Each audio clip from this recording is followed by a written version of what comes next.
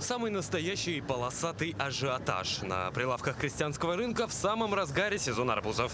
География их более чем обширная. Есть и всеми знакомые казахстанские и узбекские арбузы, есть и новинки – арбузы дагестанские. Для многих выбор арбуза – своего рода лотерея, соответственно, и методы для определения спелости используют самые разные.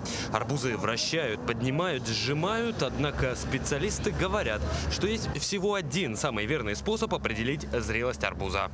Постучить и по звонку. Арбузов, выращенных в Якутии, на рынке пока нет. Не сезон, отмечают продавцы.